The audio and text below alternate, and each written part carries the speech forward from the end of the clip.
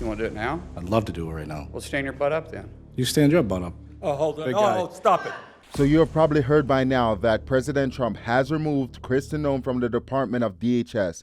And while Democrats should be celebrating, they're having a full-on panic attack because the guy that is about to replace Kristi Noem, Senator Mullin, is much more aggressive, and he's someone that Democrats don't want running DHS. Welcome, my name is Shane, and this is the Shane Earl Show. If you want daily breakdowns of what's going on in America without bias, please consider subscribing. Let us get into it, starting with this video explaining the reasons why Kristi Noem was fired, because there are two sides to every story. There are people who are saying she was fired for specific reasons, and then there are people that are saying she was promoted and that she wasn't fired. I'm going to show you what everyone is saying, and then you make a decision from there. Take a look at this video.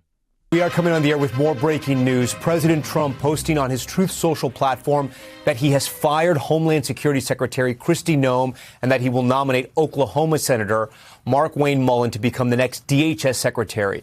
The president writing, quote, "I am pleased to announce that the highly respected United States Senator from the great state of Oklahoma, Markwayne Mullin, will become the United States Secretary of Homeland Security effective March 31st, 2026. We know the president has grown increasingly frustrated by Kristi Noem's performance as the Department of Homeland Security secretary, most notably after a series of events that took place over the course of the last several days where she was testifying before Congress. She had been asked a series of questions specifically about the role she played in approving contracts, and notably one, a $220 million ad campaign that was used to encourage immigrants to this country to self-deport. The senator from Louisiana, John Kennedy, said on that issue the president was, in his words, quote, pissed. During the course of the questioning, Noem told Kennedy that the president knew about her decision to approve the ad campaign contracts. You can imagine that did not sit well with the White House, certainly with the president as well. And so that appears to have been the tipping point. So as you can see, they're reporting that saying Kristi Noem was fired because she spent over $220 million on ad campaign and the president did not know about it.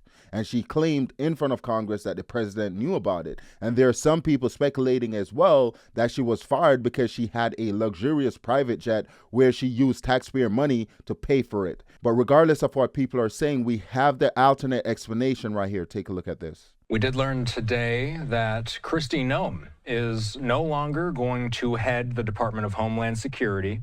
She'll now be an envoy for a new security initiative called the Shield of the Americas, which will focus on the Western Hemisphere. This SHIELD concept is new to us, Hal. What kind of work do we anticipate it'll be doing in Venezuela? In all fairness, no one really knows what this is. It's a brand new title, a brand new description.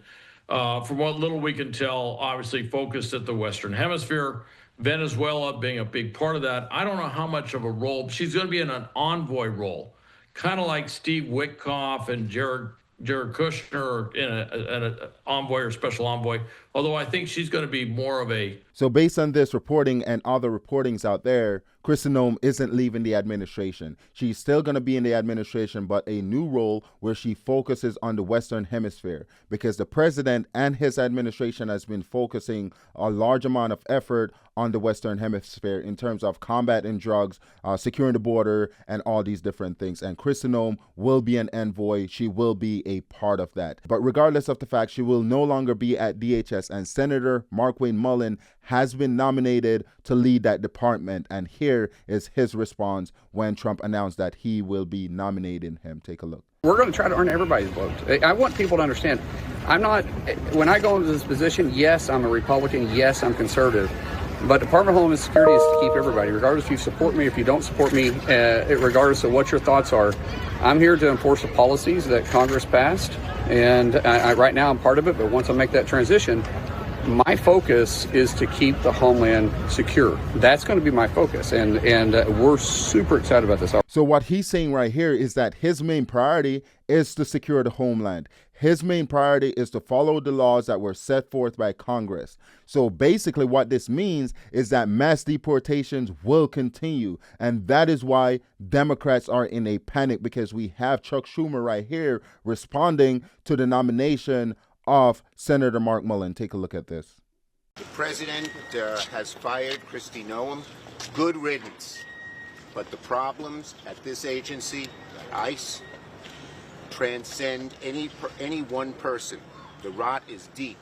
What would you need to confirm Senator Mullin to this position? Do you need assurances on immigration? This is a problem of policy, not personnel. The rot is deep.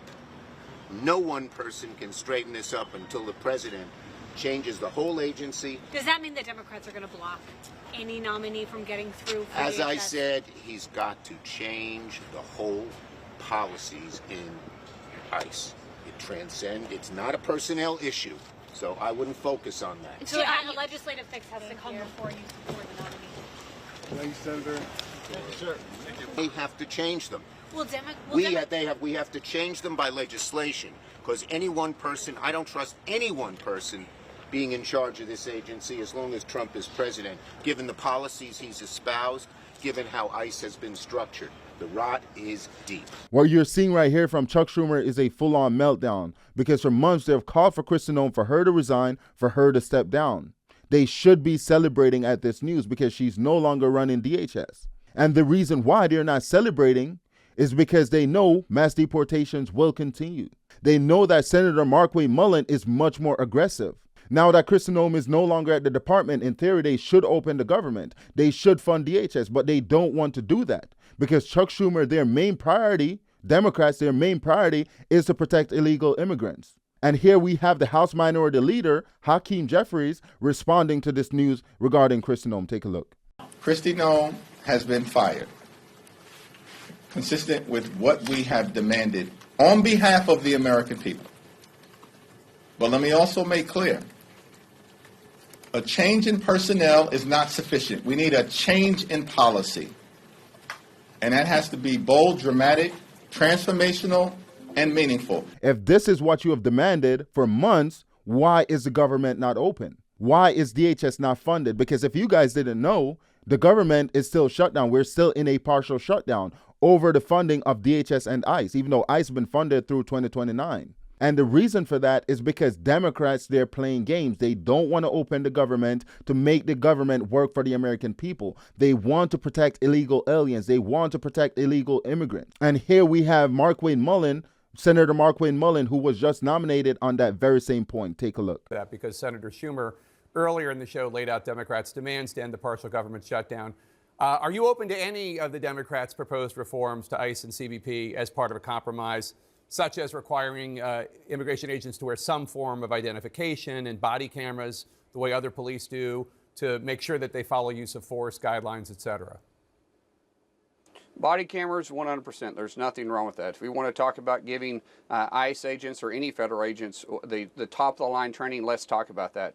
As far as having like a photo ID exposed, absolutely not. Let's sit down and have a conversation, figure out where we can make it where the laws that Congress passed, the ICE agents can enforce and do it in a safe manner and make sure our streets are safer. And that's when I started saying, Jake, this isn't about actually opening DHS back. This is a political theater because what they're saying they can't even do. They're saying they're trying to keep ICE from doing their job. ICE and the Border Patrol is funded through the one big beautiful bill up until 2028. And so the only thing they have to shut down is the federal agencies that I named, like FEMA and the Coast Guard and TSA. So they're shutting down thousands of workers for nothing but a talking point. So this right here is a common sense approach to any situation. You figure out what's wrong, come up with solutions, and implement those solutions.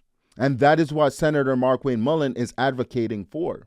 What are the issues regarding immigration enforcement? Okay, well, you guys want body cameras. Let's do that. Let's implement that. Let's make it work. And they're willing to do that. The Republicans are willing to do that. But the Democrats, they're playing games. They're playing political games.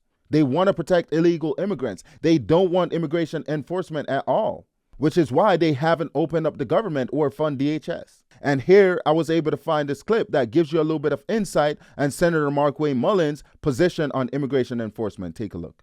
Well, here's what we know. There's a whole industry that has stood up to bring people here in their last month of pregnancy to have a child here, and they come here on a vacation visa, and they have a child, so their child will be able to be U.S. citizens. It's a whole industry. You know it, and I know it. what we're trying to do is end those that are gaming the system. Should That's those exactly babies what's be happening now. deported, Senator, with their parents? Are you saying those babies should be deported with their parents? Well, they should go where their parents are. Why wouldn't you send a child with their parents? I mean, why would you want to separate them? I wouldn't want to be separated from my kid, and no parent should want to be separated from their kids. So if their parents are deported, then the child should most definitely go with the parents. Based on this clip alone, we can conclude that he supports mass deportation. It doesn't matter the circumstance. If they're in the country illegally, they must go. If they broke the law to come into the country, they must go. If they cut the line to come into the country, they must go. And that is why the Democrats are panicking, because they know under Senator Markwayne Mullin, mass deportations will continue. And many Republicans are saying he's the right man for the job because, for one, he leads with common sense and he's much more aggressive. And I want to show you this encounter between him and Bernie Sanders, where he literally called out Bernie Sanders for all the issues that we're facing today, because Bernie Sanders has been in Congress for way longer than most of us been alive. And Bernie Sanders is basically trying to blame everyone but himself. Take a look at this clip. Anyways, I ranted too long. Let's talk about some... Yes, you did. I'm sorry, I didn't ask your opinion on that. And if I cared about your opinion, I would ask you. But I don't care about your opinion. Well, you're part of the system. You're part of the problem. You've been sitting here longer than I've even been alive. This is your problem. You should have fixed this a long time ago. You've been railing on it so long. What have you been doing? I've decided not to run for Surgeon General.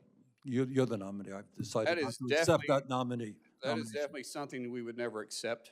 I totally agree with this, because most of the problems that we face today have been created by these people that are currently in Congress, like the older generation. We're talking about people like Nancy Pelosi, Chuck Schumer, Bernie Sanders. They haven't fixed a lot of the problems that we're facing, and they're the ones that created a lot of the problems that we're facing.